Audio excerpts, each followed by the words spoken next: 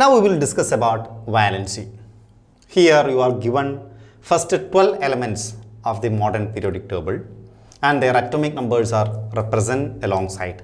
The first one is hydrogen with atomic number 1, then comes helium with atomic number 2, lithium atomic number 3, beryllium atomic number 4, boron atomic number 5, carbon 6, nitrogen 7, oxygen 8, fluorine 9, neon 10, sodium 11, magnesium 12.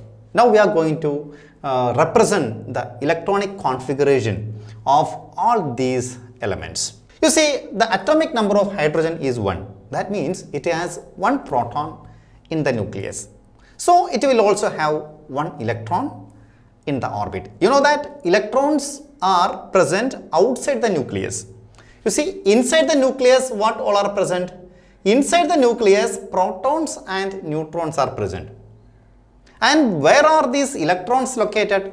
Electrons are located in different orbits around the nucleus. And we call these orbits as shells, K shell, L shell, M shell, N shell, etc. Now let us see how can we represent the electron around the nucleus of a hydrogen atom. So it is the nucleus of hydrogen atom. Now it has 1 electron. So that 1 electron will go to the first shell. Can you tell me what is the maximum number of electrons that can be accommodated in the first shell? 2 electrons can be accommodated.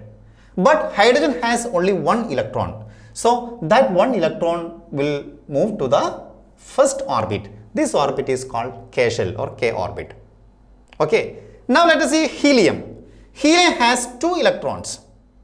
So that 2 electrons will move to the first shell. So this is the representation of hydrogen. Now let us represent helium. You see, there is nucleus at the center. Now there will be 1 shell and the 2 electrons will go to the first shell, because in the first shell we can accommodate maximum 2 electrons. Helium has only 2 electrons. So that 2 electrons will be accommodated in the first shell, K shell. Now let us see lithium. Lithium has 3 electrons. So how will you distribute these electrons around the nucleus of lithium atom? Lithium has 3 electrons. So in the first orbit we can accommodate 2. Then 1 is remaining. That will go to the second orbit. Now let us see how can you represent this. The lithium, it is the nucleus. It will have 2 shells. In the first shell we will accommodate 2 electrons. Maximum 2 electrons can be accommodated in the first shell. Now there is 1 more electron remaining. That 1 electron will go to the second shell. So it is the K shell, it is the L shell. This is how we represent the distribution of electrons around a lithium nucleus. Now let us see the fourth one. Fourth one is beryllium. It has atomic number 4, 4 protons and 4 electrons. So how can you represent these electrons in different shells? In the first shell it has 4 electrons. So in the first shell you can accommodate 2 electrons. Then what is remaining? 2 more electrons are remaining. That will move to the second shell. So beryllium we can represent as follows. Here nucleus, in the first shell 2 electrons, in the second shell 2 electrons. Now the fifth one, that is boron. How many electrons are there? Yes, 5 electrons are there. So how can you accommodate that 5 electrons? 2, 3, total 5. So in the first shell 2, in the second shell 3. Is it clear? Now how can you represent carbon? Atomic number is 6. So it has 6 electrons. The first shell you can accommodate 2. The second shell you can accommodate 4. So 2, 4. That is the electronic configuration of carbon. Now what about nitrogen? It is 7. So in the first shell it can accommodate 2. The second shell, the remaining electrons will move to the second shell. 5 will move to the second shell. So how can you represent nitrogen? Let us represent nitrogen now. It's a nucleus. The first orbit 2. The second orbit, how many are there? 5 are there. 1, 2, 3, 4, 5. This is how to represent the nitrogen. Now the next one is oxygen. What is the atomic number? 8. How many electrons? 8. So in the first shell you can accommodate 2. Maximum 2 you can accommodate. The second shell, the remaining 6 will move to the second shell. Now what about fluorine? Atomic number is 9. 9 protons and 9 electrons. So in the first shell you can accommodate 2 electrons, then remaining 7 electron will go to the next shell, second shell. You have to write 7 electrons in the second shell. So total 9 electrons. Now let us look at neon. Neon atomic number is 10. Electron has 10 electrons. So what is the electronic configuration? The first shell 2, in the second shell 8. You see, maximum 8 can be accommodated in the second shell. So how can you represent neon? Yes, it has a nucleus. In the first shell 2 electrons can be accommodated.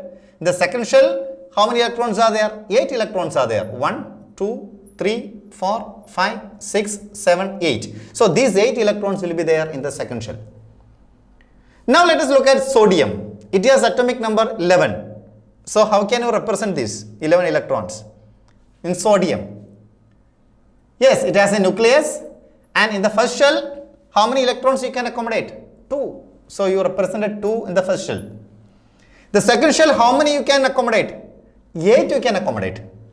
You see, 2 plus 8, 10. 10 plus 1, 11. So here sodium will have 3 shells. I think it is clear to you. In the second shell, you can accommodate maximum 8. So neon has 2 shells. Now when you come to sodium, atomic number is 11. It has 11 electrons. So in the first shell we accommodated 2. The second shell we can accommodate maximum 8. So here we represent 8 in the second shell. 1, 2, 3, 4, 5, 6, 7, 8. Now total 10, but it has 11 electrons. So what happens to the next electron? Yes, the next electron will move to the next orbit.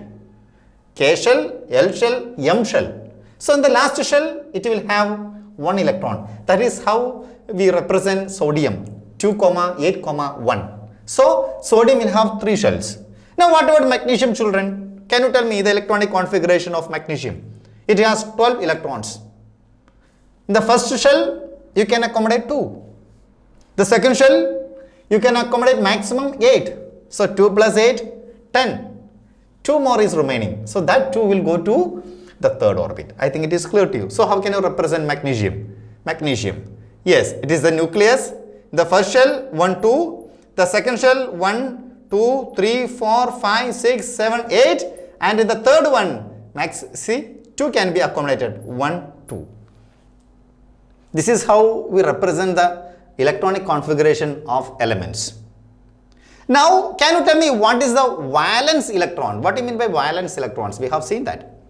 Valence electrons means the number of electrons that is present in the outermost shell. That is called the valence electron. Now, can you tell me what is the valence electron of carbon? You see, carbon electronic configuration is 2, 4. So, in the last shell, it has 4 electrons. So, its valence electron, number of valence electrons is 4. What about fluorine? The number of valence electrons is 7. What about magnesium? The number of valence electron is 2. So valence electrons means the number of electrons that is present in the outermost orbit. That is called valence electron. So what is the valence electron of beryllium? See, 2 electrons are there. You see beryllium, 2 electrons. What about sodium? Valence electron is 1. You see sodium, valence electron is 1. Now we are going to discuss about a new topic that is called valency. Now what do you mean by valency? Valency is different from valence electrons. Valency is defined as the combining capacity of an element. That is called valency. Let us understand what is valency in detail. You see, let us look at beryllium. Beryllium has 2 electrons in the outermost orbit. So, as beryllium has 2 electrons in the outermost orbit, this beryllium atom that is not stable. When an atom has 8 electrons in the outermost orbit, we say that that atom or that particular element is stable. You see, neon, it has 8 electrons in the outermost orbit. We say that it is very stable because it has 8 electrons in the outermost shell. You see, all these elements do not have 8 electrons in the outermost shell, but neon has 8 electrons. So neon is very stable. But what about helium? Helium is also very stable. Why? Because helium has 2 electrons in the outermost orbit. That orbit is completely filled. So it is also stable. Helium is also stable. Neon is stable. All other elements are not stable. Now let us see how these elements get stability. These elements or atoms get stability by taking part in chemical reactions. Okay, or that means when one element reacts with other elements, the stability is attained. Now let us say lithium has one electron in the outermost orbit. You see children, if lithium has 8 electrons, if it has 8 electrons in the outermost orbit, that becomes stable. So all these atoms or elements are trying to become stable. Okay, so it's a game. So lithium has only one electron. It can become stable in two ways. The first way is it has to lose this electron. If it loses this electron, it will be similar to what? Helium. You see, if this one electron is removed, it will have only 2 electrons in the first orbit. That will be similar to what? Helium. Helium is a stable element, you know that. So lithium also becomes stable if it loses one electron. Now, in other way, it can become stable. What to do? It has to get 7 more electrons. If it gets 7 more electrons, it will have 8 electrons in the outermost orbit. Now the question is, which is easy? To lose this 1 electron or to gain 7 electrons? Yes, it is easy to lose its one outermost electron. So we say that the valency of lithium, that is 1. So what is the valency of lithium? Valency is 1 because it is very easy to lose this 1 electron to become stable. That's very simple. So its valency is 1. Now let us look at what is the valency of, so what is its valency? Its valency is 1. Now let us see what is the valency of beryllium. You see, beryllium has 2 electrons in the outermost orbit. So if it loses that 2 electrons, it will have only one shell, and that one shell is completely filled. That will be similar to what? Helium. So it becomes stable if it loses 2 electrons. Now, is there any other way? Yes, it has to accept 6 more electrons. So if it gets 6 more electrons, the outermost orbit becomes 8. Number of electrons in the outermost shell, that becomes 8. But which is easy? To lose that 2 electrons or gain 6 electrons? Yes, it is easy to lose that 2 electrons. So it will lose 2 electrons to become stable. So its valency is 2. Similarly, boron, how many electrons are there in the outermost orbit? 3. So it can become stable either by losing 3 electrons or by accepting 5 electrons, because if it loses 3, it becomes 2, stable. Otherwise, it has to accept 5. If it accepts 5, 2, 8, it becomes 8. So that will be similar to what? Neon, stability. It is stable. So it can either lose 3 electrons or it can accept 5 electrons. It is easy to lose 3 electrons rather to accept 5. So what happens? Its valency is said to be 3. Now let us look at carbon. Carbon has 4 electrons in the outermost orbit. So can you tell me what is its valency? Yes, its valency is 4. Why?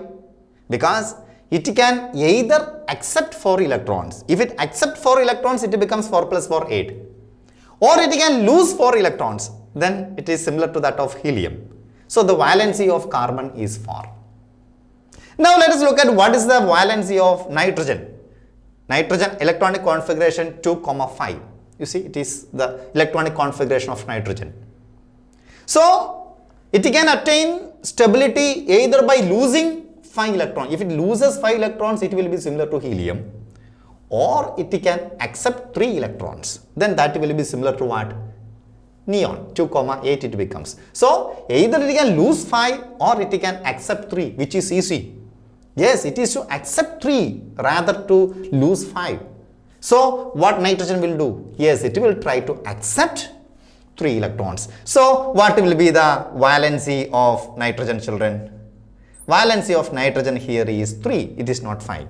So you get 3 by subtracting 5 from 8. So 8 minus 5, that is equal to 3. 3 is the valency of nitrogen because it can accept 3 electrons to get the stable configuration. It is not so easy to lose 5 electrons. It is easy to accept 3. So the valency is 3. That is 8 minus 5, that is 3. Now similarly, can you tell me what is the valency of oxygen? It has 6 electrons in the outermost orbit. So it can either lose 6 electrons or it can accept 2 electrons. which is easy to accept 2 electrons. So what is its valency? 2. So how do you get that 2? Yes, 8 minus 6, that is equal to 2 is the valency of oxygen. Now can you tell me what is the valency of fluorine? Its outermost shell, it has 7 electrons. Either it has to lose 7 or it has to accept 1 to get 8 in the outermost shell. So which is easy, to lose or to gain? Yes, it is to accept or gain 1 electron. So what is the valency of fluorine? 1. How do you get that? Yes, 8 minus 7, that is equal to 1. That is the valency of fluorine. Now can you tell me what is the valency of neon? What is the valency of neon? You see, its valency is 0. 8 minus 8, that is 0, because it is very stable. Usually it does not take part in chemical reactions because it is stable. It has 8 electrons in the outermost shell. So its valency is 0. Now can you tell me what is the valency of sodium? Its electronic configuration is 2, 8, 1. What is its valency? Yes, its valency is 1 because it is easy to lose this 1 electron. Then it becomes 2, 8, similar to that of neon. It becomes stable. So the valency of sodium is 1. You see, it will lose the outermost electron. It becomes stable. Now can you tell me what is the valency of magnesium? The electronic configuration is 2, 8, 2. 12 is the number of electrons. So what is the valency? It can either lose 2 electrons or it can accept 6 electrons. So which is easy? Yes, it is easy to lose the electron. So the valency is 2. Here the valency is 1. Now let us look at aluminium. Atomic number 13. It has 13 electrons. What is the electronic configuration? 2, 8, the first shell maximum 2, the second shell maximum 8, the third shell 2 plus 8, 10. What is remaining? 3. Now can you tell me what is the valency? Yes, its valency is 3. Because it is easy to lose 3 rather to accept 5 to get 8. Okay. So from this, what do you conclude? You see, if it has 1 electron, its valency will be 1. Helium, it is completely filled. So its valency is 0. Because why the valency of helium is 0? Because it has completely filled orbit. Electron, the first shell, you can accommodate maximum 2. So that is completed. So its valency is 0. What about lithium? 2, 1. So its valency is 1. What is the valency of beryllium? 2. Boron 3. Carbon 4. Nitrogen is not 5. It's not 5. It is 3. Because if the outermost electron is 5, you have to find the valency by subtracting that number from 8. 8 minus 5, 3. If it is 6, 8 minus 6, that is 2. If it is 7, 8 minus 7, that is 1. If it is 8, 8 minus 8, that is 0. So valency ranges from 0 to 4, isn't it? So if the outermost number of electrons are 1, 2, 3, 4, valency will be 1, 2, 3, 4 respectively. But if they are 5, 6, 7, 8, what you have to do? From 8 you have to subtract. Then that will give you the valency. I think this topic is clear. What do you mean by valency? Yes, valency is a combining capacity of an element. Now we will discuss about some new terms. The first one is atomic number. You know that protons are present in the nucleus of an atom, and the number of protons present in the nucleus of an atom is known as the atomic number. So for hydrogen, what is the number of protons in the nucleus? 1.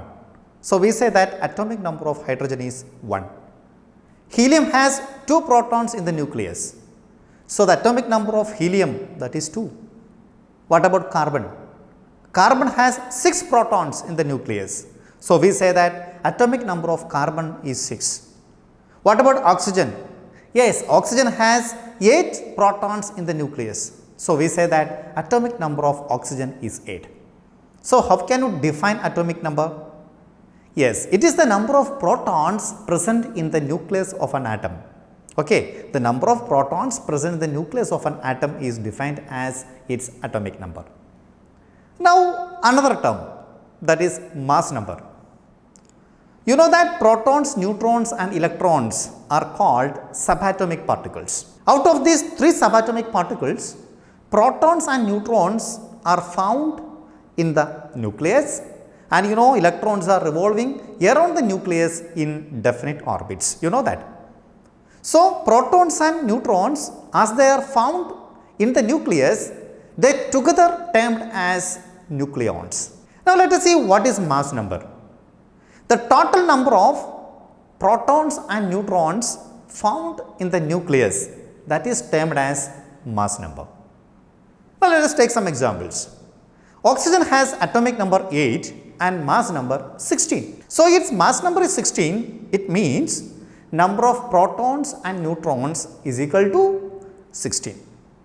Now for carbon, mass number is 12. What do you mean by this? The sum of the total number of protons and neutrons in the nucleus, that is what? That is 12. That's why we say that the mass number of carbon is 12. Now what about nitrogen?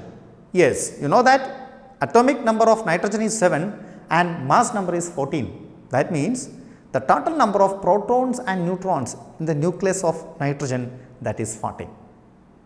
Now let us see how can you represent atomic number and mass number in the notation of an element. You see, here you are given the atomic number of oxygen. Now you are given 8 and you are given another number 16. What is this 8 stands for? 8 stands for the atomic number. Now what about 16? 16 stands for the mass number. You see, atomic numbers are always represented at the bottom left and mass number is always represented on the top left. Now let us take some more examples. Let us take the example of carbon. How it is represented? You know that the symbol of carbon is C and atomic number is 6 and mass number is 12. Now let me ask you one question, children. Now can you tell me what is the number of neutrons in carbon atom? You see, atomic number means number of protons, that is 6. Mass number means number of protons plus neutrons, that is 12. Then what is number of neutrons? Yes, 12 minus 6, that is 6 is the number of neutrons. Now let us take another example, aluminium. So aluminium, you know the symbol of aluminium is Al. And what is atomic number, children? Yes, 13. What about mass number? Mass number is 27. Now what is the number of protons? Yes, you are right, number of protons is 13 because that is the atomic number. Now what is the number of neutrons? Yes, the number of neutrons plus protons is 27, that is mass number. Then what will be number of neutrons? Yes, number of neutrons will be 27 minus 13, that is 14. So 14 is the number of neutrons present in the nucleus of aluminium. Now let us discuss about some more terms. Isotopes. You know what are isotopes? In nature, atoms of some elements have the same atomic number but they have different mass number. Let us take some examples. For example, let us take hydrogen. In the case of hydrogen, you know that the atomic number of hydrogen is 1 and the mass number is 1. But it has some isotopic forms. The isotopic forms of hydrogen are called protium, deuterium and tritium. Protium is represented as shown here, 1H1. Deuterium is represented as 1H2 and tritium is represented as 1H3. You see, the number of protons, that is atomic number, is same 111 in all the cases. But what about the mass numbers? Mass numbers are different. For protium, mass number is 1. For deuterium, the mass number is 2. For tritium, the mass number is 3. So we say that hydrogen has 3 isotopes. They are protium, deuterium and tritium because they have the same atomic number but different mass numbers. Now let us take the example of carbon. Usually carbon exists in nature as carbon 12, that is it has 6 protons and 6 neutrons. So the mass number of carbon is 12. But carbon 14, that is also present. So how will you represent carbon 12 and carbon 14? So in carbon 12, the atomic number is 6 and mass number is 12. In case of carbon 14, atomic number is same, that is 6. But what about mass number? Mass number is 14. So in carbon 14, can you tell me what is the number of neutrons? Number of neutrons is equal to mass number minus atomic number, that is 14 minus 6, that is 8. Now let us take the example of chlorine.